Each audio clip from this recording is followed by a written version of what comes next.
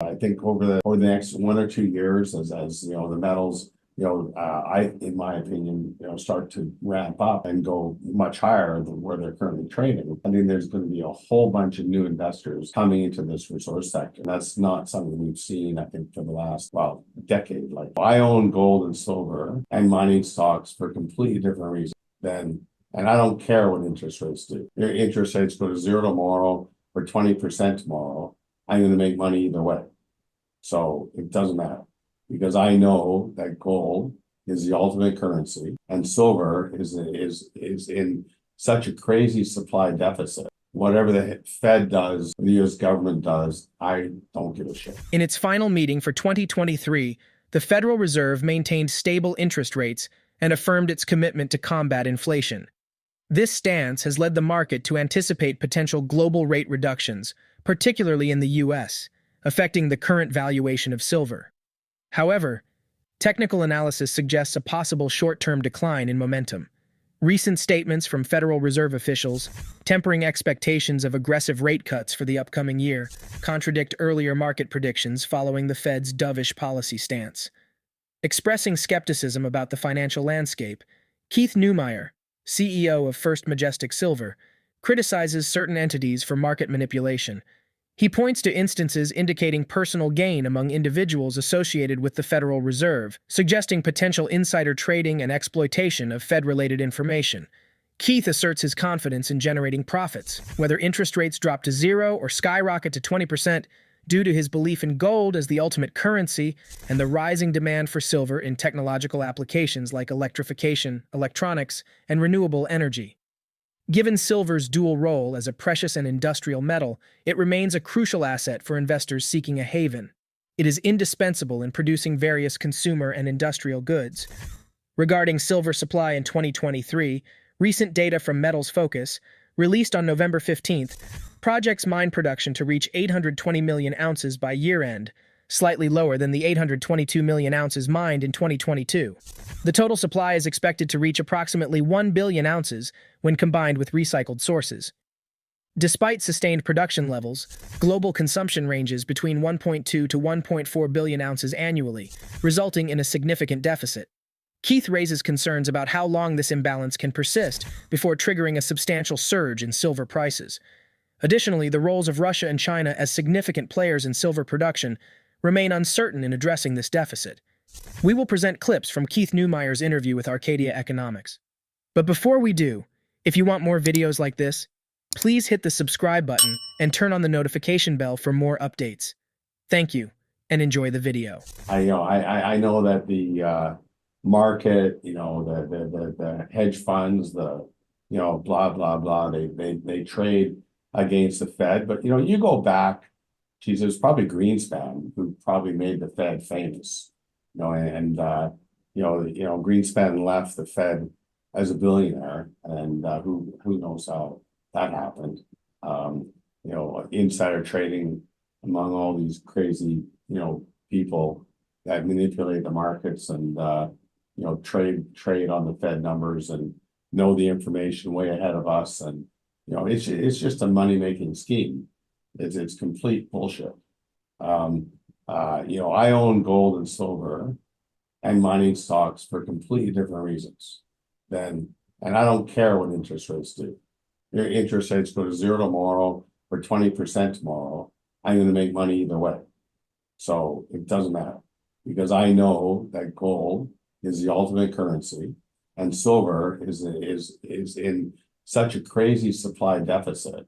If we're going to do what we need to do as a human race to electrify our planet, do all the things that we want to do, create electric cars, solar panels, cell phones, computers, refrigerators, all the things that we want, as a human race to improve our lives, we need silver. And so there's huge reasons why you want to own gold, and there's huge reasons why you own silver. Whatever the Fed does, the US government does, I don't give a shit. If you go back and look at annual silver production for the last decade, it's flatlined basically at about 825 million ounces. In COVID, it dropped to 780. In 2016, it got up to 880. Last year was at 830. This year the Silver Institute says it's going to be down 6% based on 2022 numbers. So call it 825, 820, whatever the number is. So that's kind of the max. So the mining sector cannot produce more than 850 million ounces of silver annually, period. Right? So we know that. So what does it take to double that? So consumption in 2022 was somewhere around 1.2 billion ounces. The estimate this year is 1.4 billion ounces. We don't know that number exactly yet, but call it whatever you want to call it. So that's a pretty darn big deficit. So I don't know how long those deficits can last before you see, much higher silver prices. The silver's coming from somewhere. I know Russia's got silver. Maybe they're selling silver to finance whatever they're doing. China doesn't export silver, so who knows? And they're one of the largest producers, so who knows where that silver goes? So it is a bit of a mystery, but nevertheless, I don't think you can see these kinds of prices last very much longer. In 2023, the silver market grapples with a substantial supply-demand deficit despite considerable investment selling. The demand surge stems significantly from the solar panel industry. The updated report from the Silver Institute points to a reduction in total silver supply due to production setbacks at major mines, particularly the Penasquito mine. Conversely, non-investment demand skyrockets, primarily fueled by industrial applications, hitting record highs. Although there are slight decreases in jewelry and silverware demand, the crux of the matter lies in robust industrial demand, especially for photovoltaic solar cells. Keith addresses the challenges in silver production, highlighting the absence of significant new sources in the foreseeable future. He stresses that numerous potential assets are still years away from production, with some containing low-grade ores that are economically unviable for extraction. For mining companies to pursue these resources, there would need to be a substantial increase in silver prices, at least threefold, to render these ores financially feasible. Despite occasional surges in silver prices, mining firms hesitate to seek additional investments or bank loans.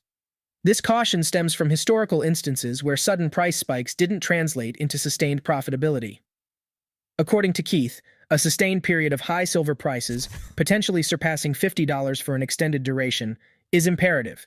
Such stability is crucial for banks and mining companies to regain confidence in increased investments. Financial institutions hesitate to back new mining endeavors without a sustained pattern of such prices. Let's get back to the interview. I don't see any big production coming online. There's nothing permitted. Look at a couple of the key assets are out there that are, 10 plus million, producers that could come online, but they're still 5 to 10 years out. And that's assuming everything goes well. Then there's assets out there that are super low grade, that are sub 50 grams. So you're talking about, $50 rock coming out of the ground. That's going to cost you in today's money, probably $150 to $200 to take that rock out of the ground. So you're going to be losing money. So the miners won't go after that rock, that ore. Well, they don't call it ore because it's not economic. But so you need prices that are at least 3 times higher, just to make some of these ore bodies economic. And mining companies, they're very long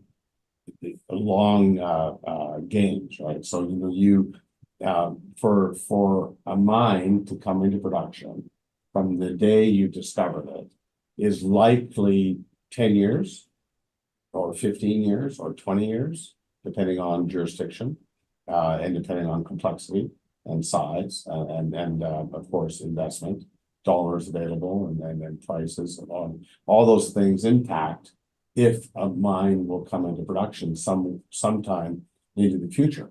So if you have $50 silver price tomorrow, people get excited, but the boards of directors of these mining companies won't increase their investments because they know it's happened twice before and they got screwed.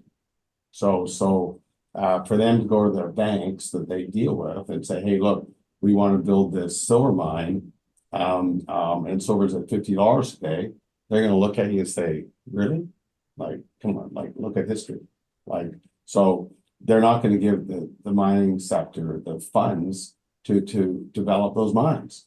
So, you need likely, 2-3 years of high metal prices. I'm talking about $50+ silver, sustainable, whereby the banks will get comfortable, the mining sector will get comfortable, and they go, okay, so $50 is the new low, right? Because right now the low of silver is basically $20. We've seen 20 hit how many times in the last decade, right? So the market's comfortable with calling $20 the low in silver, right? Right. So how long would it take for the banking sector to get comfortable calling $50 the low? It's not going to happen overnight. So you're probably talking a substantial amount of time for the banks to start cutting checks. So, how long does that take? Yeah, there's no big silver supplies coming anyway. So I don't know. We need, as I said earlier, we need $100 silver to spur on new supply. And it can't happen in a matter of a week. It's gotta, stay at reasonable prices for a lengthy period of time. The 2023 year-end silver price is anticipated at $24.03, a 1% decline from last year, with an expected 3% increase by year-end. By mid-2024, it may reach $26.45 and end the year at $27.88, signaling a 20% rise from the current price. Which market factors might shape silver's future price trend? Share your observations in the comments section below. Also, ensure you like this video, subscribe to the channel, and turn on post notifications for more videos like this. Thanks for watching.